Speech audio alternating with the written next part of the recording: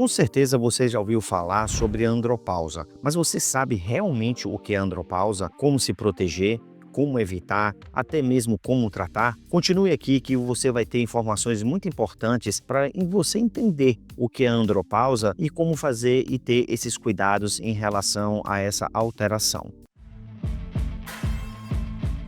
Bem, vamos corrigir primeiro uma coisa. Apesar de a gente falar muito sobre o termo andropausa, a palavra correta para dar o diagnóstico e essa entidade, essa alteração hormonal, atualmente, uma coisa mais nova, se chama de hipogonadismo. Eu entendo que todas as pessoas ainda falam muito andropausa e que isso vem de uma similaridade com a menopausa da mulher, que é algo, digamos aqui, muito mais compreendido e até mesmo estudado. Eu digo isso porque a menopausa, ela já é dita há décadas. E nós podemos nos lembrar que nossas mães, avós, tias, lá no passado, há 20 e 30 anos, já falava da menopausa e até mesmo da reposição hormonal para a menopausa. Só que naquela época ainda não se tinha um entendimento muito grande sobre a diminuição hormonal do homem, o hormônio masculino, que é exatamente a tal da andropausa, ou seja, o hipogonadismo. E foi exatamente por isso que a gente hoje já tem algumas terminologias até mesmo para dar o diagnóstico.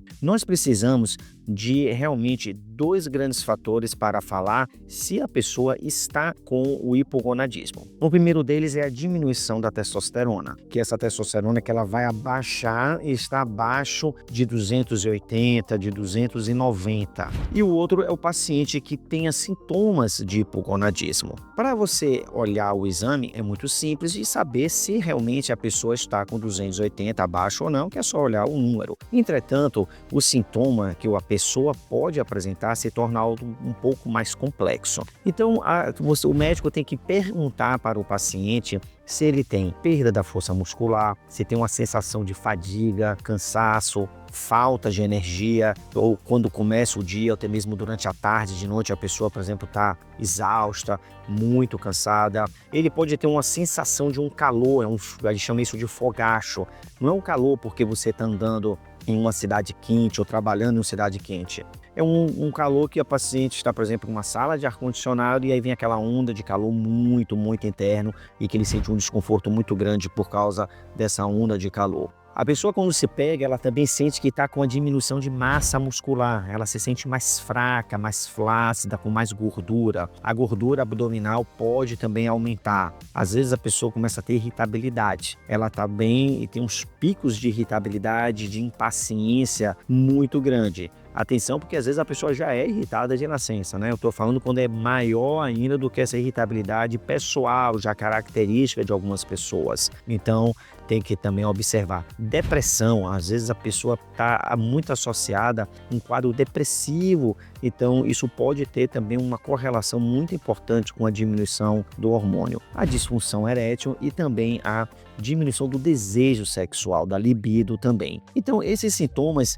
eles são ali uma complexidade muito difícil, às vezes, do médico conseguir compreender, do paciente entender, e que isso tem que ser visto gradativamente. Eu digo que a maior queixa que o paciente vem no meu consultório para falar que está com hipogonadismo é exatamente a disfunção erétil, a diminuição da libido. E que a reposição da testosterona, ou então vamos dizer, até mesmo a testosterona endógena interna do paciente, a principal função dela não é da libido, não dá esse aumento da masculinidade, entre aspas, do paciente, da ereção, da penetração. Nada disso. Isso é apenas uma consequência que a testosterona vai fazer na pessoa. Então, depois de uma conversa, de uma anamnese, o seu médico ele vai acabar perguntando, suspeitando, pedindo exames dos hormônios. Algo muito interessante que a gente descobriu isso de alguns anos para cá é que não basta muitas vezes a pessoa ter uma testosterona alta. Eu digo isso porque às vezes para o organismo de uma pessoa funcionar, ele precisa ter uma testosterona muito alta, uma testosterona de 700, 800. E quando enquanto que tem outros pacientes que funcionam perfeitamente bem com a testosterona de 400, 350. Por que isso? Às vezes o paciente chega no consultório, ela está super bem, super funcionante, e uma testosterona de 380 e ele quer repor a testosterona. Então a gente entende que a testosterona não é um valor único da testosterona total. Você precisa também saber a sua testosterona livre, algumas proteínas que se ligam com a testosterona e vão deixar esse hormônio agir mais livremente e de uma forma mais plena, como a